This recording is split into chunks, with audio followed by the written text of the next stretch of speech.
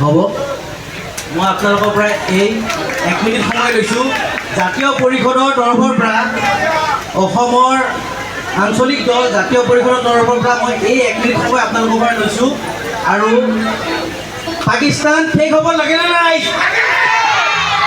পাকিস্তান মুৰ্দাবাদ হিন্দুস্তান জিন্দাবাদ আৰু এই আজি মই ইফতিকাৰ হুছেইনে ইয়াতে থিয় হৈ কেনে কৈছোঁ যে আজি এই অসমখনক যে এক কৰি ৰাখিছে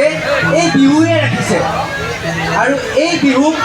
শেষ কৰিব মানে সকলোৱে বিচাৰে যাতে সকলোৱে মিলা প্ৰীতি শেষ হৈ যাওক কিন্তু নহয় এই বিহুৱে সদায় সকলোকে এক কৰি ৰাখিছে এইটো আমাৰ অসমৰ জাতীয় উৎসৱ আৰু এই বিহুৱে সকলোকে এক অসমীয়া হিচাপে পৰিচয় দিছে তাৰ কাৰণে মই আপোনালোকক ধন্যবাদ জনাইছোঁ আৰু এনেদৰে এই বাঘৰগৈ তিনিআলিৰ ঐক্যগোষ্ঠীৰ সকলো কৰ্মকৰ্তাক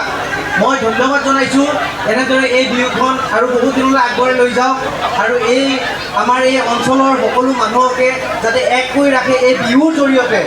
আৰু এই বিহুৰ বাহিৰে আমাক কোনো এক কৰি ৰাখিব নোৱাৰে আপোনালোকে মন কৰিব ভাৰতবৰ্ষৰ প্ৰত্যেকখন ৰাজ্যতে